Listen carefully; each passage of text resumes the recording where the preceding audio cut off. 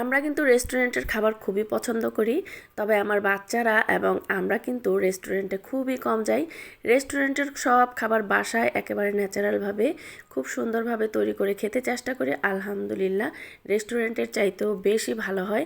তো এই যে চিকেনের রেসিপিটা আজকে আপনাদের সাথে শেয়ার করব, এইটা যদি বাসায় রান্না করে বাচ্চাদেরকে একদিন খাওয়ান, আমি শিওর যে ওরা আর কখনোই রেস্টুরেন্টে গিয়ে এই ধরনের খাবার খেতে চাইবে না, বাসায়ই তৈরি করে দিতে বলবে।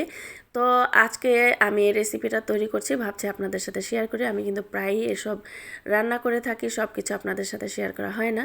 তো চিকেনটা আমি সব ধরনের মশলা দিয়ে ম্যারিনেট করে রেখে দিয়েছিলাম।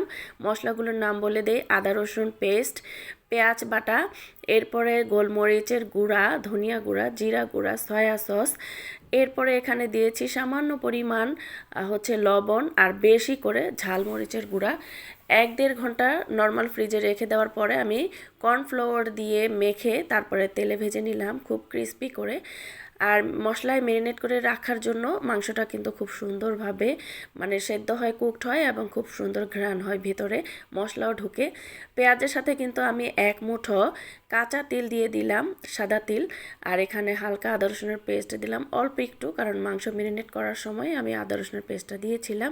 এখানে আদা রসুনের পেস্ট না দিলেও চলে। আমি এখানে একটু গোলমরিচের গুঁড়া দিয়ে দিলাম, লাল মরিচের গুঁড়া দিয়ে দিলাম, হলুদ একদমই দেই নাই। আর এখানে একটু টমেটো সস, সাথে সয়া সস মিক্সড করা ছিল, সেটাও দিয়ে দিলাম। আমি কিন্তু এখানে 1 টেবিল চামচ ভিনেগারও দিয়ে দিয়েছি, আপনারা চাইলে লেবুর রস দিতে পারেন।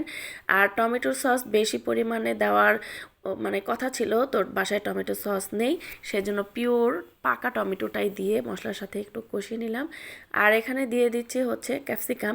টমেটোটা আমি গলিয়ে একেবারে ভর্তা ভর্তা পিউরি করলাম না, কারণ আমি চাই চিকেনের সাথে ক্যাপসিকাম আর টমেটোটা একটু আস্তে আস্তে থাকুক এবং ক্যাপসিকামটা কাঁচা কাঁচা থাকুক।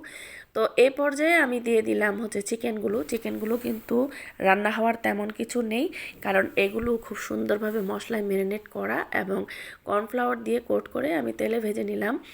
আর এখন জাস্ট এই সস আর মশলার সাথে একটু মিক্সড করব। আর সাথে এখন কাঁচামরিচ দিয়ে দিলাম, তাহলে কাঁচামরিচের একটা ফ্লেভার এর সাথে অ্যাড হবে, দারুণ একটা রেস্টুরেন্টের ফ্লেভার আসবে, বলতে পারেন এটা চাইনিজ চিলি চিকেন।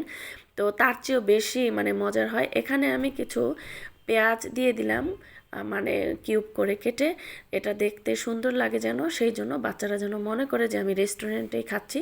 তবে আমার বাচ্চারা কিন্তু খেয়ে সবসময় বলে যে রেস্টুরেন্টের চাইতে অনেক বেশি মজার, রেস্টুরেন্টে খেয়েও নাকি এত বেশি তৃপ্তি আর এত বেশি টেস্ট পায় না ওরা। তো আপনারাও কিন্তু বাসায় ট্রাই করে দেখতে পারেন। এর সাথে ফ্রাইড রাইসের রেসিপিটা আমি আজকে শেয়ার করলাম না, তাহলে ভিডিওটা লম্বা হয়ে যাবে।